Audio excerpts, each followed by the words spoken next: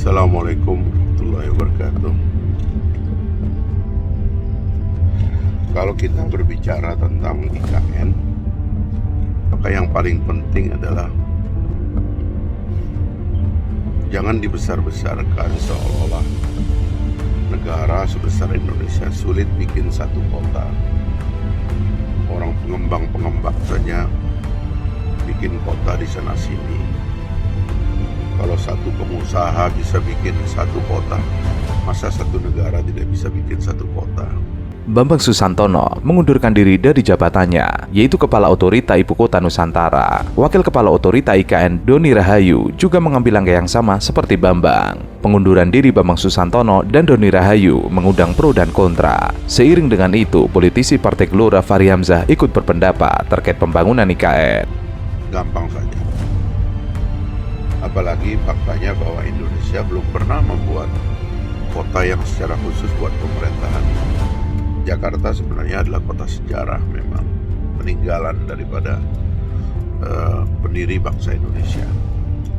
Karena itu mendirikan sebuah kota baru yang akan menjadi mimpi bagi seluruh bangsa Indonesia tentang wajah bangsa ini setelah 100 tahun kemerdekaan kita, merupakan satu langkah yang dapat dimengerti untuk kepentingan jangka panjang bangsa Indonesia. Ia mengungkapkan jika IKN merupakan imajinasi masa depan bangsa Indonesia. Fachri menyampaikan pandangan terkait pembangunan IKN lewat video berdurasi 2 menit 2 detik. Ia mengatakan jangan dibesar-besarkan jika seolah negara sebesar Indonesia sulit bikin satu kota. Ia mencontohkan developer bisa membuat kota, tidak mungkin negara tidak bisa membangun satu kota yang dikhususkan untuk pemerintahan. Karena itu saya kira tidak ada perlunya untuk mengkhawatirkan pembangunan IKN ini akan berjalan dengan lancar dan akan menjadi salah satu monumen 100 tahun kemerdekaan kita. Jadi maju terus dan lanjutkan IKN. Sudah kadung investasinya triliunan dan investasi itu harus dilanjutkan sebagai jejak perjalanan bangsa besar ini menjadi superpower baru ke depan. Terima kasih kawan-kawan. Selamat, salam. Jakarta adalah sejarah peninggalan pendiri bangsa Indonesia. Karena itu, mendirikan kota baru akan menjadi mimpi bagi seluruh bangsa Indonesia. Fachri yang berbicara dalam mobil itu mengungkapkan jika IKN akan menjadi monumen 100 tahun kemerdekaan Indonesia. Untuk itu ia ingin pembangunan IKN terus dilanjutkan karena investasi triliunan rupiah sudah terlanjur untuk membuat IKN. Lanjut terus majukan IKN, sudah kadung investasinya triliunan dan investasi harus dilanjutkan sebagai jejak perjalanan bangsa besar ini menjadi superpower ke depan. Seperti biasa, pernyataan Fachri Hamzah mengundang reaksi beragam dari warganet. Tidak sedikit yang mengingatkan jejak digital masa lalu politisi tersebut yang kerap mengkritik Presiden Jokowi. Pemimpinan ibu kota itu adalah gagasannya Soekarno, saya hanya melanjutkan gitu. Terakhir beliau mengatakan bahwa ini keinginan rakyat. Betul. Keinginan rakyat dari mana? Ya kan, gitu. Jelas banyak yang nolak. Benar, banyak yang nolak, termasuk masyarakat di sekitar IKN. Oke. Disebutkan bahwa ada 3 cacat demokratis Ya, dalam pembangunan IKN ini. betul. Apa tuh 3 cacat? Pertama, keputusan mengenai pemindahan ibu kota, Oke. ya kan? Kita tidak pernah ditanya dan Pak Jokowi tidak pernah mengatakan itu dalam janji-janji kampanye dia, janji-janji Oke. politik. Itu berbeda dengan misalnya Presiden Julius Kubitschek di Brazil. Ya kan? Waktu Kubitschek ya kampanye, salah satu janji kampanye adalah memindahkan ibu kota dari Rio de Janeiro ke daerah lain gitu. Dan ketika dia menang, dia melakukan itu. Jokowi tidak pernah menjanjikan itu. Ya kan, tiba-tiba muncul, bahkan wakil presidennya sendiri nggak tahu sama sekali. Ya kan, Pak Yusuf Kala juga pernah bilang kan kemarin bahwa dia nggak tahu tentang IKN, tiba-tiba Pak Jokowi mengatakan itu di di sidang DPR gitu. Iya, Pak. Ya, kami harus jujur menyatakan bahwa kami masih menunggu Perpres tentang hak keuangan eselon 1 dan turunannya pada saat ini. Ya. Kalau boleh jujur juga, saya dan Pak Doni juga butuh waktu 11 bulan hingga kami mendapatkan salary. berita mundurnya Kepala Badan Otorita Ibu Kota Nusantara Bambang Susantono dan wakilnya Doni Rahayu sempat diperbincangkan oleh publik. Hal tersebut disampaikan oleh Menteri Sekretaris Negara di Istana Kepresidenan. Dalam kesempatan itu, Pratekno tidak menjelaskan alasan Bambang dan Doni meninggalkan jabatannya tersebut, sebab alasan mundur pimpinan Otorita IKN itu tidak disampaikan dalam surat pengunduran diri yang disampaikan ke Presiden Jokowi. Bangsa ini kerugian dengan kehilangan Bambang Susantono. Saya lama dengan beliau, dia adalah insinyuris yang sangat profesional, sangat-sangat profesional. Tidak mungkin dia mundur, dan jiwa pengabdiannya terhadap negara sangat tinggi tentang orang ini. Mari kita lihat itu. Jadi maksud saya, kalau ada masalah di dalam, saya menyatakan ada dua hal kemungkinan besar Bambang Susantono mundur. Dia orang pengabdi loh.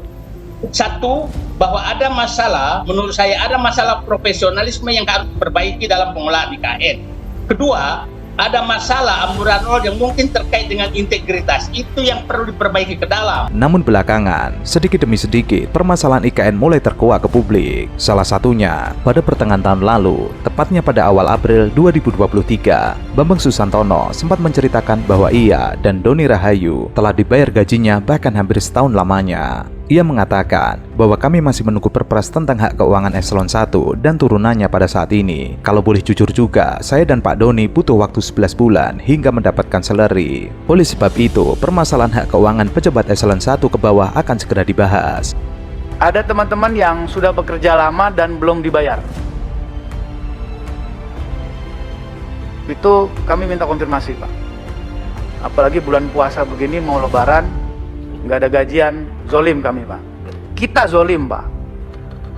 Kalau Pak Ustadz Al-Mukarram Guspardi Gaus pernah ngajarkan ke saya, maka bayarlah para pekerja sebelum keringat itu kering. Bayar, Pak. Ya, kami harus jujur menyatakan bahwa kami masih menunggu perpres tentang hak keuangan eselon 1 dan turunannya pada saat ini. Kalau boleh jujur juga, saya dan Pak Doni juga butuh waktu 11 bulan hingga kami mendapatkan salary. Hal ini menyambung kabar gaji pegawai Otorita IKN belum dibayar berbulan-bulan lamanya, seperti yang ramai diberitakan sebelumnya. Dalam rapat dengar pendapat di DPR itu, Bambang menceritakan ia masih menunggu peraturan presiden atau perpres yang mengatur hal tersebut. Kemudian, pada pertengahan April 2023, Wakil Kepala Otorita IKN Doni Rahayu menyatakan Presiden Jokowi sangat mendukung percepatan penyelesaian masalah gaji pegawai yang belum dibayar berbulan-bulan. Gitu. Jadi ya sudah dibahas ini yang hak keuangan untuk pejabat eselon 1 ke bawah ini di Menko Polhukam, Ibu sekalian, dan ini meluncur ke Presiden sekarang, begitu. Jadi ini teman-teman saya ini merupakan teman-teman yang tangguh, Ibu sekalian. Jadi ya demikianlah kondisinya, begitu ya. Dan mereka juga tetap bekerja dengan semangat, tapi tentu saja kami juga melakukan langkah-langkah agar ini bisa dipercepat. Ke IKN ditunda. Apakah Bapak khawatir proyek IKN ini akan mangkrak, Pak? Enggak. Sekali lagi, jadi IKN ini adalah rencana lama. Rencana lama dari Presiden pertama kita, Insinyur Soekarno. Kemudian kita eksekusi. Dan memang kalau kita melihat secara makroekonomi, PDB ekonomi kita itu 58% itu berputar di Jawa. Padahal kita memiliki 17.000 pulau, tapi 58% PDB ekonomi itu berputar di Pulau Jawa. Yang kedua, 56% penduduk Indonesia itu ada di Pulau Jawa. Sehingga magnetnya itu semuanya ada di Jawa, dan saya kira daya dukung Pulau Jawa kalau kita terus-teruskan tidak akan mampu, karena semua magnetnya akan ketarik ke sini. Yang pertama. Yang kedua, memang kita ingin merancang sebuah ibu kota politik di luar Jakarta. Pembangunan IKN tidak akan menghasilkan pemerataan ekonomi masyarakat, malah justru akan menciptakan ketimpangan ekonomi. Karena membangun satu kota di tengah hutan itu sesungguhnya menimbulkan ketimpangan yang baru. Pembangunan ibu kota Nusantara itu sangatlah bertentangan dengan fakta di lapangan. Apalagi, pembangunan kota baru hanyalah akan membuat ketimpangan dengan daerah sekitarnya. Jadi antara tujuan dengan langkah yang dikerjakan tidak nyambung. Membangun Indonesia tidak cukup dengan membangun satu kota, akan tetapi harus membangun dan membesarkan seluruh kota yang ada di Indonesia. Langkahnya bukan dengan membangun satu kota, tetapi justru dengan membesarkan seluruh kota yang ada di Indonesia. Bahwa tujuannya memeratakan Indonesia, dimulai dengan membangun kota-kota kecil yang ada di Indonesia. Itu pertanyaannya, Bapak tidak melihat ini potensi mangkraknya besar? Oh, enggak. Sekali lagi, IKN ini adalah proyek jangka panjang. Bisa 10 tahun, bisa 15 tahun, bisa 20 tahun. Ini ibu kota yang pindah. Mau pindah rumah aja ruwetnya seperti itu, apalagi ini mempersiapkan perpindahan ibu kota. Jadi kesiapannya kan memang harus betul-betul sempurna betul baru pindah. Misalnya ASN kita mau kita pindah, sekolah anaknya siap belum? Kalau sakit, rumah sakitnya siap sudah beroperasi belum? Kan semuanya harus itu. Kesulitan pertama akan didapatkan dari 1,9 juta ASN yang akan pindah ke lingkungan baru. Masyarakat perlu tertarik untuk datang ke tempat baru. Pertama-tama mereka perlu melihat infrastruktur yang kuat seperti sekolah, rumah sakit, dan fasilitas perumahan. Atau mereka tidak akan tertarik untuk pindah ke sana. Masalah kedua kemudian muncul dari segi pendanaan. Pembangunan Nusantara diperkirakan menelan biaya sekitar 35 miliar US dollar. Namun pemerintah hanya berkomitmen untuk menginvestasikan 20% dari dana yang dibutuhkan. Pemerintah Jokowi berharap sisa 80% pendanaan akan berasal dari investor asing. Namun ada keraguan untuk menyalurkan dana ke proyek tersebut, dan hal ini semakin menggagalkan kemajuan pembangunan IKN. Saya tahu dari awal itu. Jadi sekuensi pengetahuan saya tentang kebohongan Jokowi itu, begitu IKN dibuat saya ngakak-ngakak, ini kasih nipu. Tapi begitulah, disirap kita untuk memuliakan seorang yang memang ini Jokowi, dia tidak tahu bahwa selama 10 tahun banyak orang yang tahu bahwa dia tidak tahu. Kita tahu di dalam cerita itu, pertanyaannya, apakah menara Babilonia itu runtuh karena kedunguan? Dungu artinya tidak bisa lagi bercakap-cakap karena bahasanya dikocak-acik oleh satu kekuatan, atau dia runtuh karena ambisi itu? Runtuh karena kedunguan atau runtuh karena kepongahan? Saya akan balik ke situ lagi dulu ya. Saya balik lagi ke IKN tadi itu. Kenapa dari awal saya nggak percaya pada IKN? Karena kalian percayanya lain dengan cara Jokowi memandang IKN. Andrinov menerangkan bahwa demi rasionalitas spasial mesti ada IKN. Oh ya, bagus. Ade Armando terangkan dengan versi yang lain. Untuk keadilan, jangan Jawa aja. Tapi Jokowi nggak lihat itu sebagai alasan dia. Dia lihat itu adalah menara Babel buat dia. Jadi Anda dikacaukan bahasanya oleh seseorang yang punya inspirasi lain tentang Babel, tentang IKN itu. Masalah IKN tidak di stop, hanya memang anggarannya agak kecil ya. Enggak di stop Bang Rey. Jadi gini Bang Rey, pembangunan itu udah sampai 3 tahun ya. Dan kalau kita ke sana itu bangunan yang besar-besar memerlukan biaya besar tuh udah terbangun di IKN. Jadi harus ke sana dulu melihat. Terus yang kedua, masalah pajak 12% tetap jalan kok. Jadi ini hanya direvisi. Seperti kita membangun rumah, membangun gedung, ya kan? Kita bisa revisi atau review, tapi nggak dibatalkan sama sekali. Jadi sebenarnya nggak ada problem gitu loh, ya kan? Apa yang dilakukan Pak Jokowi kemarin, ya kan, diteruskan oleh Pak Prabowo, gitu. Ditambah beberapa program-program Pak Prabowo sendiri tentu. Juru bicara Jokowi, Sylvester, kembali menjadi tertawaan dalam dialog Indonesia Pagi TV One. Awalnya, Sylvester mencoba membela Jokowi terkait dengan dana pembangunan IKN yang di-stop oleh Prabowo. Namun, menurut Sylvester, pembangunan IKN tidak di-stop dan terus dilanjutkan. Namun, pernyataan Sylvester tersebut menjadi tertawaan para narasumber. Pasalnya, Prabowo jelas-jelas men-stop dana pembangunan IKN dan berakibat berhentinya seluruh pembangunan IKN. Ya. Diteruskan tapi ditunda begitu Pak? Nggak ditunda, nggak ada yang ditunda kok. Mana yang ditunda? IKN nggak ditunda. IKN nggak ditunda. Oke. Ya kan? Terus pajak 12% itu tetap hanya direvisi, hanya itemnya untuk yang benar-benar untuk barang mewah kan gitu. Nggak ada yang ditunda. No problem. Itu sama yang mengatakan Pak Gerindra tidak menyebut Gibran sebagai calon wakil presiden bukan berarti tidak akan dicalonkan. Nah, itu bisa deh. Oke. Balik lagi soal itu. Prioritasnya Pak Prabowo bukan di proyek IKN. Nah, ini nasib Pak IKN bisa gimana ini? Ya, pokoknya dikasih biaya untuk perawatan. Karena kalau tidak mangkrak kayak Hambalang.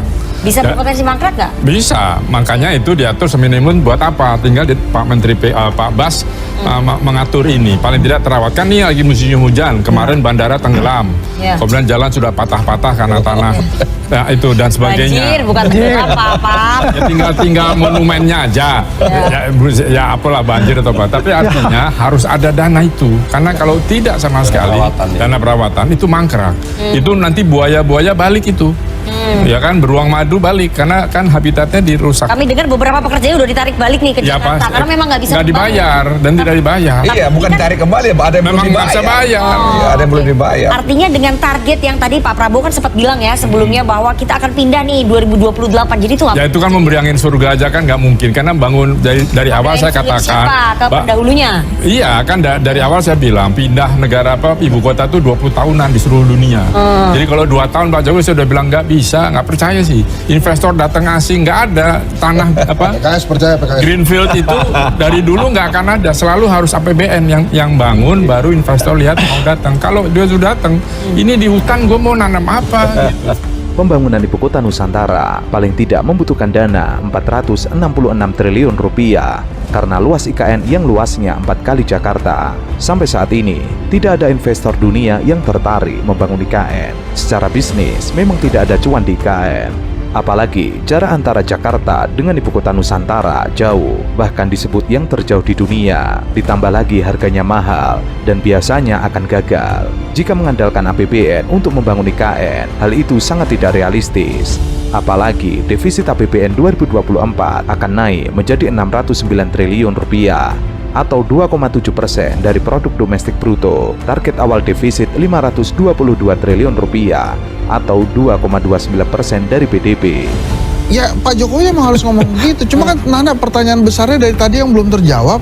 Kenapa kok tiba-tiba ya konon nih kan sudah oversubscribe, banyak yang datang, investasi ini, investasi itu. Pak Bahlil juga waktu jadi Menteri Investasi kan telah mendatangkan sekian ribu triliun. Terus tiba-tiba hari ini kita bicara pemotongan. Kan bingung kita juga. Yang bohong dulu apa sekarang? Kan gitu jadinya. Itu kan gitu tuh. Jadi kan tiba-tiba pemotongan sih. Kita kan melihat betapa indahnya itu IKN waktu Agustusan kan. Sekarang ada warga baru. Pertama jangkrik, sekarang soang. Datang lagi. Nah ini terus tapi Bang Andi oke juga. Pokoknya saya jamin nggak akan mangkrak. Bagus. Besok pindah. Duluan. Semangat. Biar nggak mangkrak. Jadi maksud saya balik lagi ke Pak Jokowi itu tadi. Jadi pertanyaan besarnya, sebenarnya kita sekarang Nana keren deh. Kalau di political show ini bisa menjawab, ini hasbabul nuzul nih tiba-tiba ada pemotongan yang tiba-tiba kurang ini akibat apa?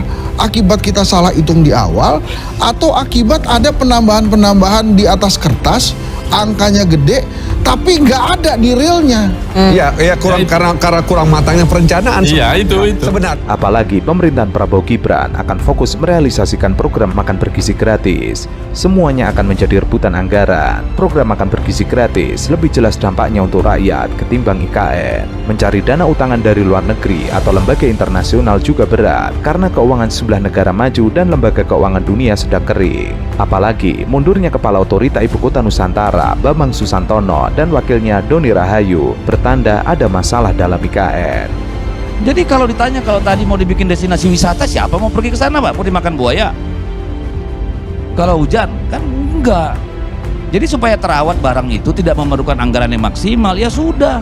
Daripada Gibran terus kemana-mana bagi-bagi susu nggak penting, ya mending berkantor di sana. Bisa ketemu kepala-kepala daerah di seluruh Kalimantan, langsung di sana. Selesaikan persoalan-persoalan tanah adat. Sampai hari ini masyarakat adat di sana masih terpinggirkan. Kami di wilayah perbatasan Kalimantan Utara masih butuh jalan. Negara ini sudah berutang terlalu banyak sama orang Kaltara misalnya. Daerah-daerah pedalamannya sampai sekarang nggak ada jalan raya. Selain masalah investasi yang sulit masuk ke Indonesia, penyebab investasi masih susah masuk ke Indonesia secara umum adalah soal korupsi. Hal itulah yang membuat kepercayaan investor terkikis ketika hendak menaruh modal di Indonesia. Saya pergi ke Luwuk, masuk ke Poso, Danau Poso tuh, karena mesti backup LSM Pro Lingkungan di situ. Oke. Datang pengusaha, dia bilang, Pak Rocky, saya eksportir kerikil ke IKN. Dan kamu betul? Ya. Ada dari Poso itu.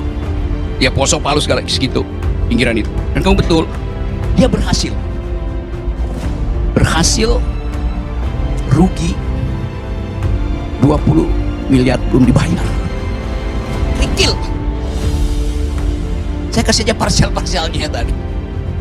Beberapa waktu lalu saya pergi ke Taman Bunga Nasional di Malang, Batu Malang.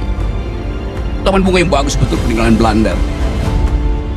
Kepala desa bilang begini ke saya, kami mensuplai semua bunga ke IKN, diambil dari Batu Malang rupanya, bunganya bagus-bagus. Terus apa masalahnya Pak? Sampai sekarang kami nggak dibayar.